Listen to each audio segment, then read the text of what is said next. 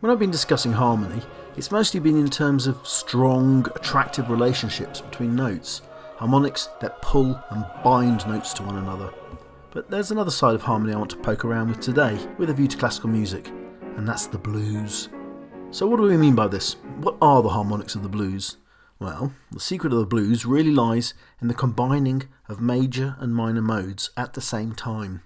The blues doesn't choose between major and minor modes, but rather establishes a new or different sense of harmony, a happy sad state, by suggesting them both at the same time. Your daddy's rich. These are harmonies you can find between notes. We call these harmonies blue notes, and they're a number. A typical scale finds blue notes by flattening the third note in the scale, the note which dictates the major and minor relationship in the first place, and allowing them the same harmonic space. But there are other blue notes you can create by flattening, for example, the seventh notes in a scale.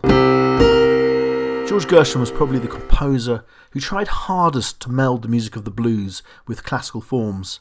Gershwin was a giant of music, creator of Let's call the whole thing off. And Rhythm. not to mention his first proper attempt to meld classical and jazz was Rhapsody in Blue in 1924, a piece commissioned specifically for a concert titled An Experiment in Modern Music.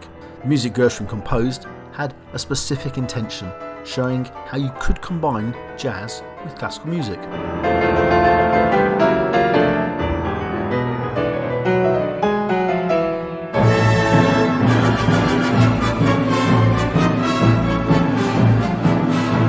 Premiere. Now, there's an event that makes you wish you owned a time machine. The audience alone must have been fascinating. Stravinsky was there, as well as Rachmaninoff, the famous conductor Leopold Stawalski, along with big band man John DeSousa and Willie the Lion Smith blues player. It would have been beyond interesting to watch that concert and feel how that piece was first received by its audience for the very first time.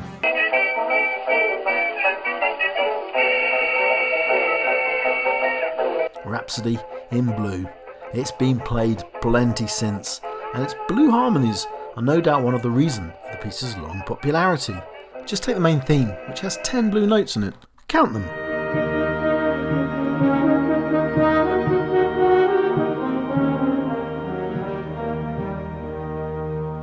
This type of harmony is very different from the music that precedes it. Romantic music, late 19th century music like Wagner's, used a choice of harmonies and keys that surprise us with leaps into new harmonic space.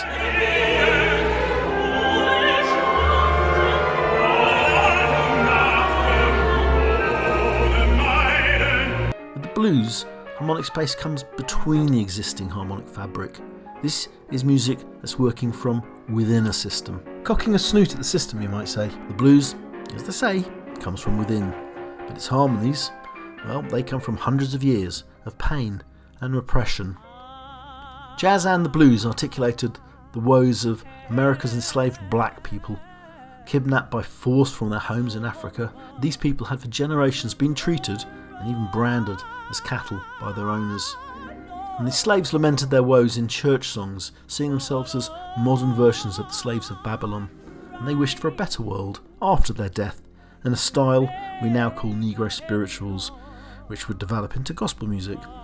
A separate strand develops out of this experience, a music that concerned itself more with the pain of the current world than the promise of the next. This was the sound of the blues, and its effect on 20th century music was utterly transformational. The blues leads directly to jazz, and from there to rock, to pop, to just about everything else.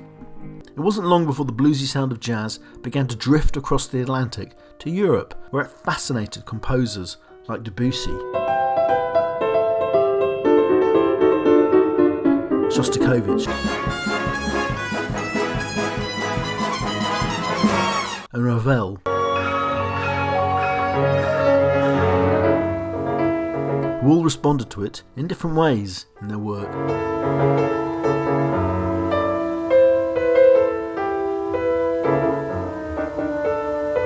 But across the other side of the big pond, George Gershwin was working in the other direction, building his way through jazz and the blues back towards classical music.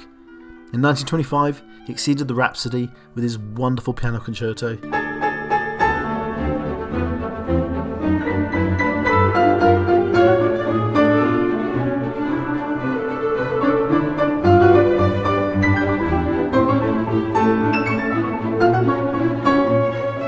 in 1935 exceeded both with his opera/musical Porgy and Bess.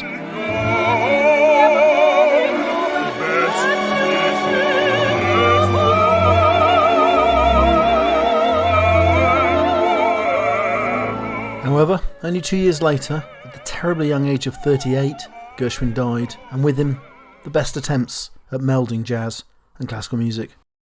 It's fascinating that Gershwin, who was Jewish, was so taken with this new sound, growing up in New York at the start of the 20th century. But he wasn't the only one.